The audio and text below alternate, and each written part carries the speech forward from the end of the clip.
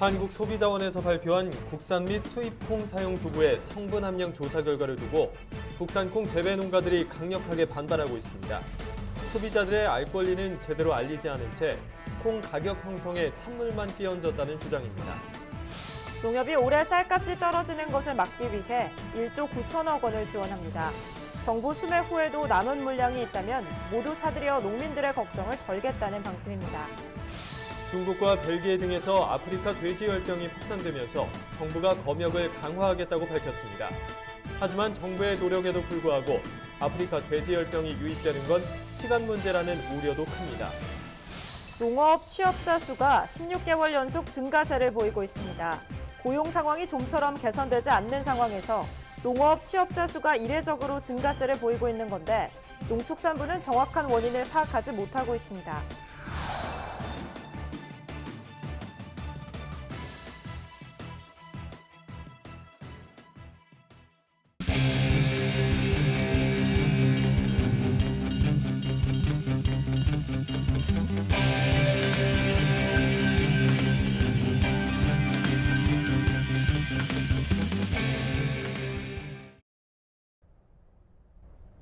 여러분 안녕하십니까? NBS 뉴스 24입니다. 최근 한국소비자원에서 발표한 국산 및 수입콩 사용두부의 성분 함량 조사 결과를 두고 국산콩 재배 농가들이 강력하게 반발하고 나섰습니다.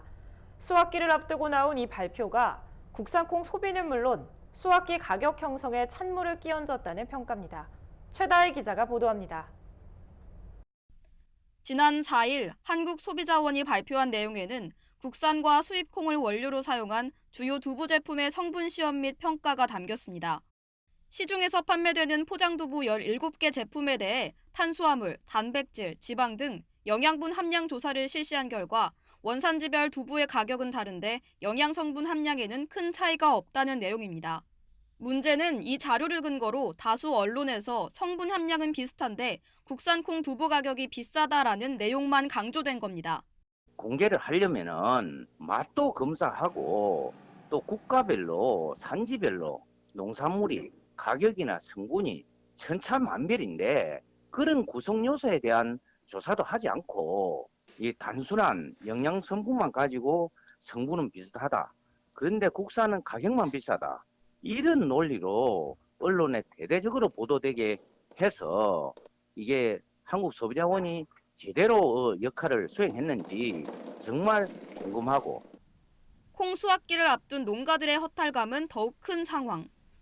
특히 올해는 정부의 논타작물 재배 확대 추진으로 재배 면적이 늘어나면서 올해 콩 재배 면적이 전년 대비 16.8% 증가한 53,229헥타르로 추정되고 있습니다.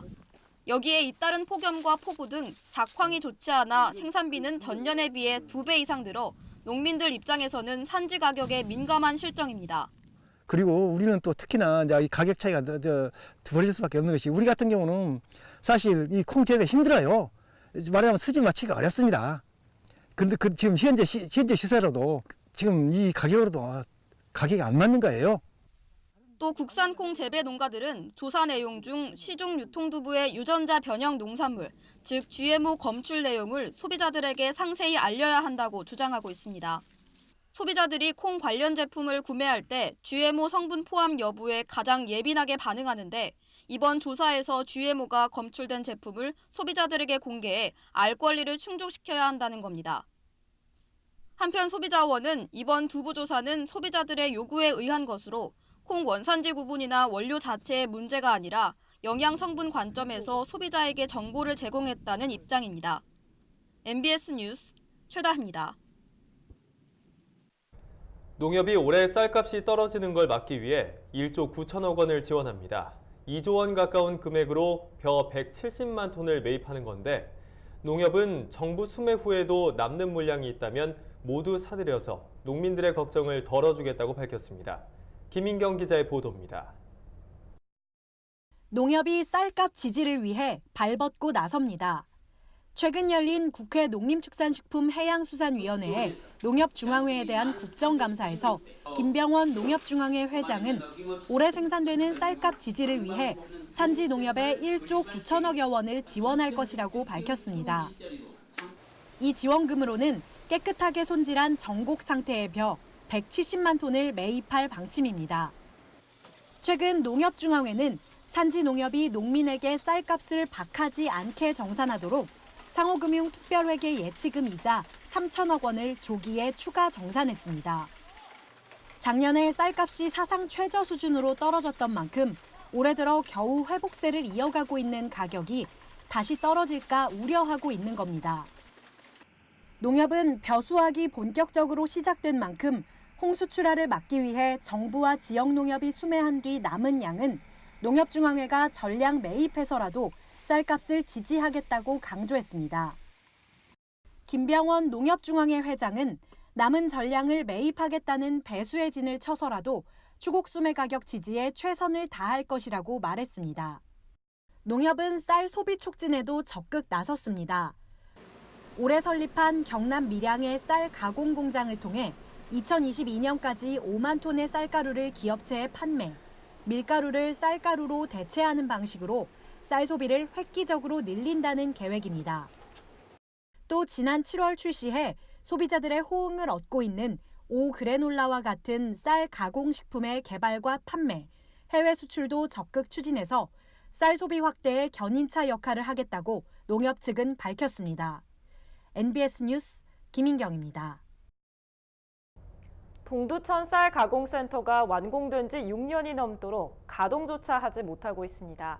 날림으로 기계를 설치한 시공업체, 이를 지켜보기만 했던 동두천시, 피해는 온전히 농가의 몫이 됐습니다.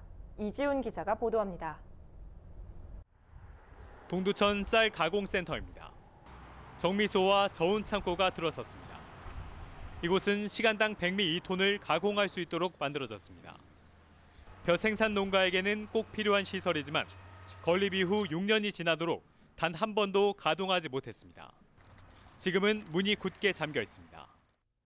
네, 관계자의 도움을 받아 쌀 가공센터 내부에 들어왔습니다. 이곳에선 벼를 도정하는 공정이 이루어집니다. 하지만 보시는 것처럼 모든 기계 장치가 현재 작동을 멈춘 상태입니다. 이쪽에 와서 보시면 무인 포장기가 있습니다. 이 무인 포장기는 벼에서 나온 최종 흰쌀을 포장하는 장치입니다. 하지만 이 포장지엔 이렇게 먼지가 수북이 쌓여있고 곳곳엔 거미줄까지 끼어 있습니다. 기계 설치 후 총 5차례 걸쳐 시험 가동을 했지만 번번이 실패했습니다. 시공업체의 기술력이 문제였던 겁니다. 벼가 들어가서 꺼풀이 까져서 쌀이 나와야 되는데 하다가 안 돼가지고 중단해놓고 못하고 있는 거예요. 동두천시의 대응 역시 비판을 피할 수 없습니다. 동두천시는 기계 결함이 명확함에도 시공업체에 어떠한 문제 제기도 하지 않았습니다. 시의회에 질타가 있고 나서야 시공업체의 책임을 물으려 했지만 업체는 이미 부도 처리된 상태였습니다. 이거 업체에서 AS 해줘요? 지금 이제 계약이 됐으니까 지들은 이제 손 놨겠지. 연락도 안 되잖아요 지금. 피해는 애꿎은 농가가 보고 있습니다. 그 학기급식도 이제 끊기고 동천 농민들이 쌀 팔기가 상당히 어렵고 이제 그런 거죠. 동두천시는 전문가에게 기술 자문을 구해 센터를 가동할 수 있게 하겠다고 밝혔습니다. 6년째 잠자고 있는 쌀 가공센터. 센터 건립에는 정부 예산 등 총 10억여 원이 들어갔습니다. 헬로티비 뉴스 이지훈입니다.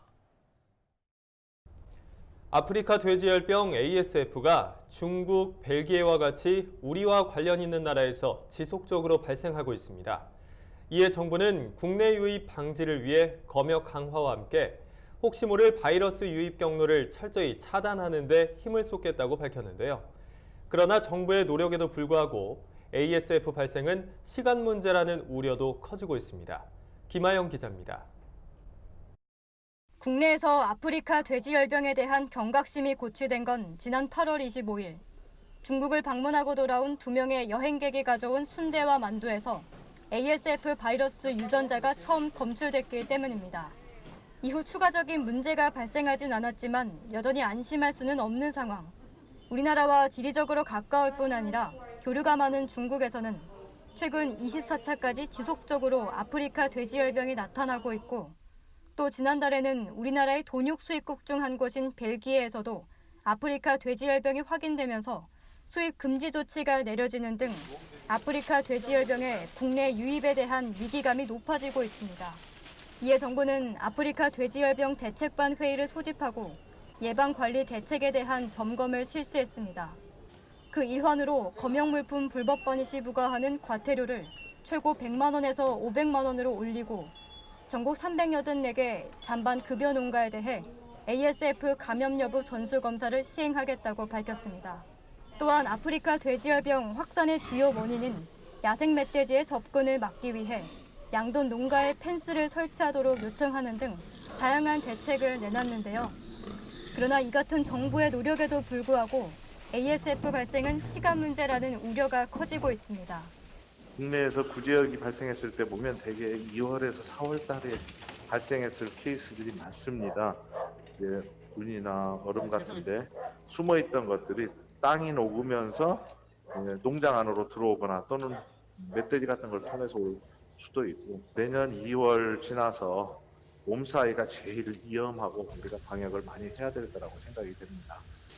이와 함께 개별 농가에서도 야생동물과의 접촉을 철저히 차단하고 의심축에 대한 격리 및 출하 금지 등 원칙을 반드시 지켜야 ASF의 예방과 확산 방지가 가능하다고 전문가들은 조언합니다. MBS 뉴스 김아영입니다. 아프리카 돼지열병을 비롯해 AI나 구제역 등 가축 전염병은 일단 발생하면 축산업계는 물론 국가 전체에 막대한 피해를 입힙니다.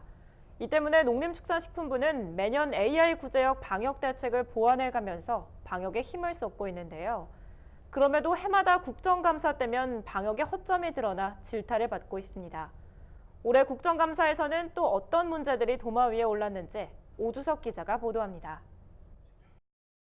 올해 국정감사에서는 농식품부가 가축 전염병 방역을 지자체에 떠넘기는 식으로 대처하고 있다는 의견이 제기됐습니다. 서삼석 더불어민주당 의원이 농식품부로부터 받은 2017년 방역 관련 예산 항목별 지출 현황 및 보조 비율 자료에 따르면 가축위생 방역 지원 사업의 국비와 지방비는 각각 50%인 데 비해 시도 가축 방역 사업의 지방비 부담은 최대 78%에 이르는 것으로 나타났습니다. 이에 서 의원은 재정이 열악한 지자체는 막대한 부담으로 가축 방역에 소홀할 수밖에 없다면서 방역은 1차적으로 국가의 책임인 만큼 지자체에 떠넘기는 형태는 개선돼야 한다고 주장했습니다. 그런가 하면 일부 수의사의 도덕적 해이 문제도 지적됐습니다.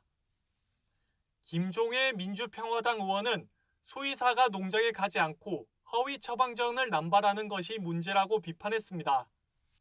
현행 수의사법은 수의사가 직접 치료하거나 검안하지 않고 진단서와 처방전을 발급하거나 동물약품을 처방, 투약하지 못하도록 규정하고 있습니다. 그러나 농식품부가 제출한 수의사법 위반 의심 사례 등 관련 자료에 따르면 수의사 A씨와 B씨가 여러 시와 도의 농가를 대상으로 10분 이내에 각각 217회, 190회의 처방전을 발급하는 등 허위 처방을 일삼은 것으로 드러났습니다. 김 의원은 현장에 구멍이 뚫려 있으면 그 어떤 방역 대책도 불가능하다며 대책 마련을 촉구했습니다. 이 밖에 가축 방역관의 확충과 처우 개선이 시급하다는 의견도 이어졌습니다. 올 7월 기준 전국 가축 방역관은 1,335명, 이는 적정 인원인 1,824명보다 27%가량 적은 인원입니다. 또 가축 방역 본부 직원의 업무 중 사고 역시 2016년 2건에서 2017년 10건으로 늘어났고 올해 8월까지만 해도 10건이 발생할 정도로 증가하고 있습니다. 박완주 더불어민주당 의원은 현장의 어려움을 고려한 보다 실효성 있는 처우 개선 방안을 마련해야 한다고 주문했습니다. MBS 뉴스 오주석입니다. 귀농 가구는 줄어들고 있는데 농업 취업자 수가 16개월 연속 증가세를 보이고 있습니다. 고용 상황이 좀처럼 개선되지 않고 있는 가운데 농업 분야 취업자 수가 크게 증가한 것으로 집계되고 있는데요. 이례적인 상승 원인에 대해 농축산부는 정확한 원인을 파악하지 못하고 있습니다. 최서영 기자가 보도합니다. 통계청에 따르면 9월 전체 취업자는 1년 전보다 4만 5천 명 증가하는 데 그쳤지만 농림어업 분야 취업자는 5만 7천 명이나 늘어났습니다. 2014년 144만 6천 명으로 시작해서 매년 뚝뚝 떨어지고 있는 농림어업 분야 취업자 수는 2017년 6월 이후 이례적으로 증가세를 기록하고 있습니다. 이러한 농림어업 분야 취업자 증가 원인을 두고 해석이 분분합니다. 최근에 워라벨이라고 해서 농촌 관련된 프로도 많이 생겼잖아요. TV 프로그램에서도 농촌에서 이렇게 지내는 인식이 달라졌고, 그런 것들이 귀농자 증가나 청년들이 농촌으로 들어오는 이런 것들로 이어지지 않았나 보고 있습니다. 경기 침체, 일자리 감소, 높은 생활 비용 등으로 도시 생활의 염증을 느껴 귀농을 택한 이들이 증가했다는 겁니다. 또한 농업 고용 인력 구조의 변화도 원인으로 꼽힙니다. 농업법인들이 꽤 많이 증가를 했어요. 최근 한 5년 전부터 농가에서 농업에 종사하는 사람보다 농업법인에서 농업에 종사하는 사람들이 꽤 많아졌거든요. 초산업화든 무슨 사회적 농업이든 어떤 농업 활동을 조직 경영체를 통해서 하려는 경향이 많이 증가했고, 또한 정부가 올해부터 시작한 3년간 월 최대 100만 원씩 지원하는 청년농 영농 정착 지원 사업을 근거로 각종 정부 지원 사업의 효과가 반영된 결과라는 분석도 있습니다. 정부에서 청년 영농 정착 지원 사업이라고 월 100만 원씩 3년간 주는 그 사업을 보고 이렇게 오시는 분이 좀 많지 않은가. 다른 한편에서는 IMF 외환위기 때처럼 도시에서 일자리를 잃은 이들이 농림어업 분야로 유입됐을 것이라는 주장도 있습니다. 자동차, 조선업계의 구조조정 바람이 불면서 제조업 취업자 수가 크게 줄었는데 그만큼 농림어업 분야 취업자 수가 증가했기 때문입니다. 하지만 농림어업 분야 취업자 수 증가 원인에 대해서 통계청이나 농림축산식품부는 정확한 원인을 파악하지 못하는 상황. 부정확한 통계가 농업정책에 혼선을 초래할 수 있는 만큼 농림어업 분야 취업자 수 상승 배경을 철저히 조사해야 할 것으로 보입니다. NBS 뉴스 최서영입니다. 아삭하고 신선한 햇대추를 먹을 수 있는 계절입니다. 대추 주산지인 밀양에서는 수확이 막바지에 접어들었는데요. 재배에 이어서 대추빵과 대추조청 등 2차 제품으로의 가공도 이루어지고 있어서 눈길을 끌고 있습니다. 가을 햇대추의 변신을 장보영 기자가 취재했습니다. 빨간 대추가 주렁주렁 매달려 있습니다. 잘 익은 대추를 하나하나 따는 농민들의 손길이 분주합니다. 폭염과 태풍으로 수확량이 눈에 띄게 줄었지만 재배된 대추들의 상태는 예년 못지 않습니다. 작황은 50% 전년 대비 감소했고요. 나쁘진 않아요. 대추 상태는 굉장히 좋아요. 달고 맛있고. 최근 들어서 대추는 단순 식재료나 보조약재의 역할을 넘어 과일로 인정받고 있습니다. 가을이 되면 갓 재배한 생대추를 찾는 사람이 늘고 있습니다. 대추의 당도는 30브릭스 정도입니다. 제가 직접 대추를 먹어보겠는데요.